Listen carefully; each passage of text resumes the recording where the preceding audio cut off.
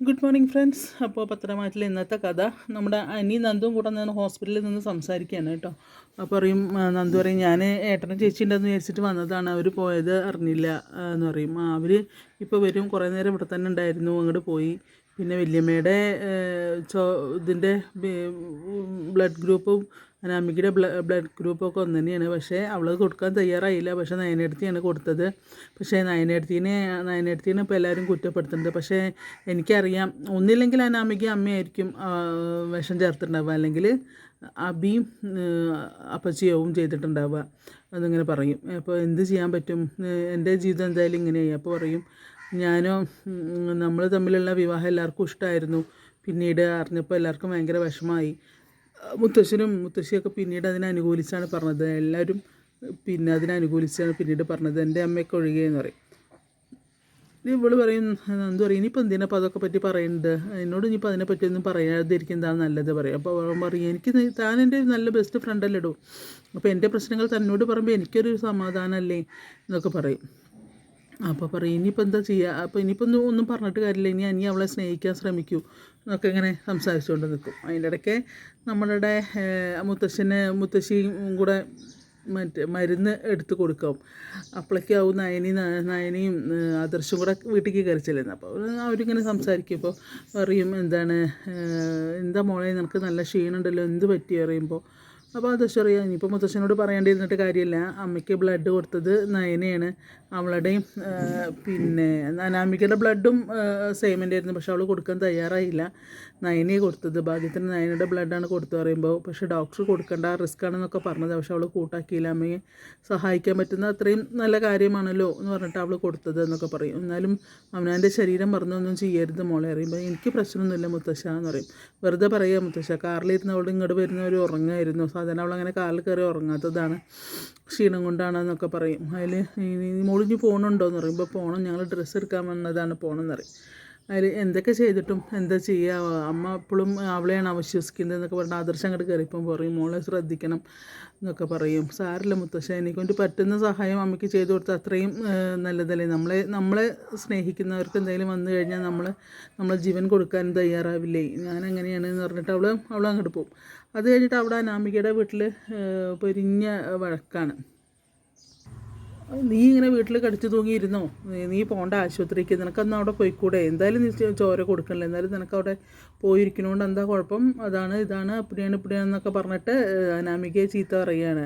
അനാമികയുടെ അമ്മോട് ഇങ്ങനെ പറയുകയാണ്, അവർ രണ്ട് ഇതിൽ നിന്ന് ശരിയാവില്ല കേട്ടോ, നമ്മളെ പദ്ധതികളൊന്നും നടക്കില്ല.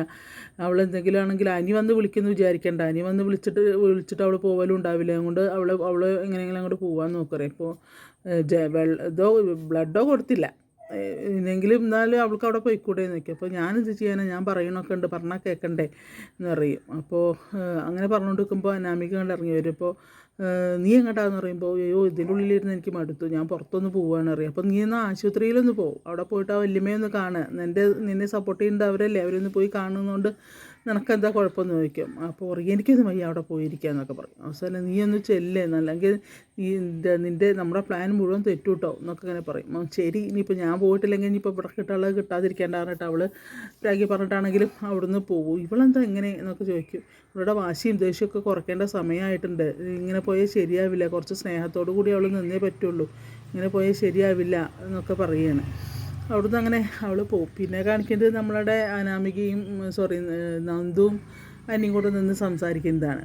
അപ്പോൾ പറയും, പിന്നെ എന്ത് ചെയ്യാൻ പറ്റും, പിന്നെ അങ്ങനെ തന്നെയാണ്. അതിലറിയാം നയനേടത്തി എന്തൊക്കെ ചെയ്തിട്ടും ഒരു കാര്യമില്ല, നയനേടത്തിനെ കുറ്റപ്പെടുത്താൻ മാത്രമേ ഉള്ളൂ എല്ലാവരും, ഇതാണ് എന്നൊക്കെ പറയും. പിന്നെ അവൻ്റെ ജീവിത തകർച്ചയെക്കുറിച്ചും ഒക്കെ ഇങ്ങനെ സംസാരിച്ചുകൊണ്ട് നിൽക്കുമ്പോഴാണ് നമ്മൾ അനാമികയുടെ എഴുന്നള്ളത്ത് ആശുപത്രിക്ക്. അനാമിക പിള്ളേണ്ട് കാണുമ്പോൾ ദൈവമേ, നന്ദുവിനെ അടിച്ചു പോലെയുള്ള ദേഷ്യം ഉണ്ടാവും അനാമികയ്ക്ക്. എന്നിട്ട് അനാമിക വന്നിട്ട് നന്ദുവിനെ അങ്ങോട്ട് പറയും, ഓഹോ ഇതാണ് നിനക്ക് പണിയല്ലേ, ഞാൻ ഇവിടെ ഇല്ലാത്ത നേരത്ത് നീ അവളെ വിളിച്ച് വരുത്തിയല്ലേ, അങ്ങനെ ഇങ്ങനെ പറഞ്ഞിട്ട് അനിയൻ്റെ മേക്കെട്ടുണ്ട് കയറി. അപ്പോൾ പറയും, ഞാൻ വിളിച്ച് വരുത്തിയൊന്നല്ല എന്നറിയാം. അപ്പോൾ പറയും, നീ അനിയെ കുറ്റം പറയണ്ട, ഞാൻ നയനേച്ചി ഇവിടെ ഉണ്ടെന്ന് വിചാരിച്ച് വന്നതാണ്. എന്താ നയനേച്ചി ഇവിടെ ഉണ്ടോയെന്ന് അറിയാൻ നമുക്ക് ഫോൺ ചെയ്ത് ചോദിച്ചൂടെ, നിൻ്റെ കയ്യിൽ ഫോണില്ല, അതൊന്നുമല്ല കാര്യം, ഇപ്പോഴും നീ അവളെ മനസ്സ് കൊണ്ട് നടക്കുകയാണ്, അതാണ് അപ്പടിയാണ് ബഹളമയം.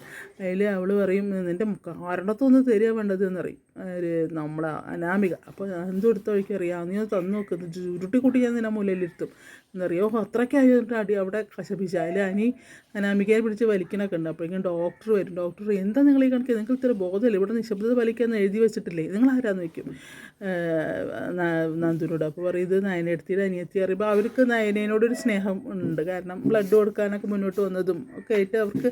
അപ്പോൾ എന്നറിയും എന്താ ഇവിടെ ഇപ്പോൾ പ്രശ്നം, നിങ്ങൾ തമ്മിൽ എന്താ പ്രശ്നം എന്ന് ചോദിക്കുമ്പോൾ ഒന്നുമില്ല എന്നറിയാം. ശരി, എന്നാൽ ഇവിടെ മിണ്ടാണ്ട് നിൽക്കണം, ഇവിടെ ഹോസ്പിറ്റലാണ്, ഇവിടെ പേഷ്യൻ്റുള്ള കാര്യമൊക്കെ ഇത് മറന്നുപോയോ എന്നൊക്കെ ചോദിച്ചിട്ട് ഡോക്ടർ രണ്ടുപേരെയും ഷൗട്ട് ചെയ്തിട്ട് പിന്നെ അങ്ങോട്ട് പോവുകയാണ്.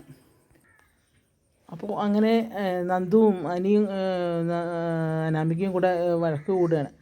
അതിൽ പറയും ഇപ്പോഴും നീ നിൻ്റെ മനസ്സിൽ അവളെ കൊണ്ട് നടക്കാമെന്നൊക്കെ എനിക്കറിയാം, നീ കണ്ണിലെ കരടാണ്, കല്യാണത്തിന് മുന്നേ കല്യാണത്തിന് ശേഷം നീ എൻ്റെ കണ്ണിലെ കരട് തന്നെയാണ്, അങ്ങനെയാണ് യക്ഷി അത് ഇത്. ഞാൻ പറഞ്ഞില്ലേ ആ പെണ്ണിനെ ഇനി വിളിക്കാനൊന്നും ബാക്കിയില്ല അവിടുന്ന്. പിന്നെ അവൾ പറയും ഞാൻ പോയേക്കാം, നിങ്ങൾ എന്തെങ്കിലും ആയിക്കോട്ടെ, ഞാൻ വല്യമ്മയെ കാണാൻ വന്നതാണ്, ഞാൻ പോയേക്കാന്ന് പറയുമ്പോൾ വേണ്ട ഞാൻ പോകാമെന്ന് പറഞ്ഞിട്ട് അങ്ങനെ നന്ദു ആവാൻ പോകും കേട്ടോ. അത് കഴിഞ്ഞ് ഞാനിനി വല്യമ്മേനൊന്ന് കാണട്ടറിയുമ്പോൾ ഇതാ വല്യമ്മ സുഖമില്ലാണ്ട് കിടക്കുകയാണ്, വല്യമ്മേനെ ഇനി പോരെന്ന് പറഞ്ഞ് BP കൂട്ടരുത് അറിയും. ഇല്ല എന്ന് പറഞ്ഞിട്ടുണ്ട് പോകും. അവിടെ ചെല്ലുമ്പോൾ ദേവയാനി അയ്യോ ആ പറഞ്ഞ് കിടക്കുന്നുണ്ട്. ദേവയാനി ചോദിക്കുക എന്താ മോളെ മുഖം വാടിയിരിക്കുന്നത് എന്ന് പറയും. അപ്പോൾ ഞാനിങ്ങോട്ട് വന്നപ്പോൾ അവളുണ്ടായിരുന്നു ഇവിടെ, ആ നന്ദു എന്ന് പറയും. അപ്പോൾ അവൾ അനിയോട് സംസാരിക്കാൻ വേണ്ടി വന്നത്, ഞാൻ ആരും ഇല്ലാത്ത സമയത്ത് അവൾ വിളിച്ച് വരുത്തി, നയനെ വിളിച്ച് വരുത്തിയതാവും അനിയോട് സംസാരിക്കാൻ വേണ്ടിയിട്ട്, വല്യമ്മ അങ്ങനെ എങ്ങനെ എന്നൊക്കെ പറയും. എന്തായാലും ഞാനിങ്ങോട്ട് വരട്ടെ, പുറത്തേക്ക് വരട്ടെ, നിൻ്റെ സങ്കടം ഞാൻ മാറ്റിത്തരാം, പിന്നെ അവളെ ഞാൻ അങ്ങനെ ആക്കും, ഞാൻ ഇങ്ങനെ ആക്കും. വയ്യാണ്ട് എടുക്കുമ്പോഴും തള്ളയുടെ മനസ്സിൽ ദുഷ്ട ചിന്തകളേ ഉള്ളൂ, മനസ്സിലായി. അങ്ങനെ അവിടുന്ന് അവളെ പറഞ്ഞ് സമാധാനിപ്പിക്കുകയാണ്. ശരി എന്നാൽ ഞാൻ പോവാം വല്യമ്മയെ, പോട്ടെ, ഞങ്ങളിന്ന് കുടുംബക്ഷേത്രത്തിൽ പോകുന്നുണ്ട്, ഞാനും അമ്മയും കൂടെ വല്യമ്മയ്ക്ക് വേണ്ടി പ്രത്യേകം പ്രാർത്ഥിക്കാൻ അറിയാൻ ഇങ്ങോട്ട് പോകുന്നുണ്ടാവില്ല. അവിടുന്ന് അങ്ങനെ അവിടുന്ന് അവൾ പിന്നെ പോയിട്ടൊന്നും കാണിക്കില്ല. അപ്പോൾ അവൾ ഇങ്ങനെ ദുഃഖിച്ച് കരഞ്ഞ് നിൽക്കും സങ്കടത്തോടു കൂടി നന്ദു. അത് കഴിഞ്ഞിട്ട് അവളുകൊണ്ട് പോകുമ്പോഴാവും ആദർശ് നയനയും കൂടെ ഇങ്ങോട്ട് വരിക. അപ്പോൾ നയനി ആദർശും കൂടെ വരുമ്പോൾ പിന്നെ മോളെ നീ എപ്പോഴും വന്നു വയ്ക്കും, ഞാൻ നിങ്ങളുണ്ടെന്ന് വിചാരിച്ചത് വന്നതാണ്, പക്ഷേ നിങ്ങളെ കണ്ടില്ല. അപ്പം നിൻ്റെ മുഖം എന്താ വല്ലാണ്ടിരിക്കുന്നത്, അനിയില്ലേ അവിടെ വയ്ക്കും. ഉണ്ട് അറിയും. പിന്നെന്താ നിനക്കൊരു വിഷമം പോലെ വയ്ക്കുമ്പോൾ അനാമികയും വന്നറിയും. ഓ അത് ശരി എന്നറിയും. അതിൽ അവളെന്തെങ്കിലും പറഞ്ഞ് ഇതാക്കിയോ എന്ന് ചോദിക്കും. ഇല്ല പറഞ്ഞു എന്നറിയാം അവളാദ്യം. അതിൽ അറിയും അനിയെ കാണുന്നതിനാണ്. അപ്പോൾ അനിയെ കാണാനോ കാണേണ്ടത് തീരുമാനിക്കുക അവളല്ല, നിങ്ങൾ തന്നെയാണ്, നിങ്ങൾ ബെസ്റ്റ് ഫ്രണ്ട്സാണ്. അവളെ കല്യാണം കഴിച്ച് വെച്ചിട്ട് അനിയുടെ സ്വാതന്ത്ര്യത്തിലൊന്നും അവൾ പോയി കൈയിടേണ്ട കാര്യമൊന്നുമില്ല അതുകൊണ്ട് ആദർശ് ദേഷ്യപ്പെടുക. അപ്പോൾ നീ അതിനെപ്പറ്റിയൊന്നും പറയേണ്ട ആദർശ് ഏട്ടാ, സാരല്ല പോട്ടെ, കുഴപ്പമൊന്നുമില്ല എന്നൊക്കെ പറയും. അതിൽ പറയും അവളെ ഇങ്ങനെ വിട്ടാൽ പറ്റില്ലല്ലോ എന്നൊക്കെ പറയുകയാണ്. അവൻ്റെ ജീവിതമാണ് പാക കട്ടപ്പുകയായത്, എല്ലാവരും കൂടെ അതിൻ്റെ ജീവിതം കൊണ്ടുപോയി കോളം തോണ്ടി വെച്ചു.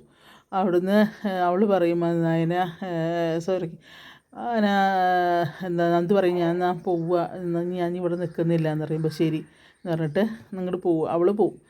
നന്ദു ശരി ചേച്ചി പിന്നെ കാണാമെന്ന് പറഞ്ഞിട്ട് ഇനി അതിൻ്റെ മുകളിലൊരു പ്രശ്നമൊന്നും വേണ്ട സാരല്ല അറിയും. എന്നിട്ട് ഇങ്ങോട്ട് പോകുമ്പോൾ പിന്നെ ഇവളെന്താ ഇങ്ങനെ, അനാമികയാണ് പറയുന്നത്, ഇവളെന്താ ഇങ്ങനെ പോയി അവളെ ശരിയാവില്ലല്ലോ അറിയും. അപ്പോൾ നന്ദു അറിയും നന്ദു ഇങ്ങനെ പാവായി പോയല്ലോ അറിയും. അപ്പോൾ അറിയും നന്ദു പാവമൊന്നുമല്ല, നന്ദുവിൻ്റെ യഥാർത്ഥ സ്വഭാവം അവൾക്ക് അറിയാഞ്ഞിട്ട് അവളുണ്ടല്ലോ, അവൾക്ക് അതിലേക്ക് വഴി അവൾ വെട്ടിക്കൊണ്ട് വരണമെന്ന് അവൾക്ക് തോന്നിക്കഴിഞ്ഞാൽ അനാമികയെ ചുരുട്ടിയൊരു മൂലക്കിലിരുത്തും എന്ന് പറയും.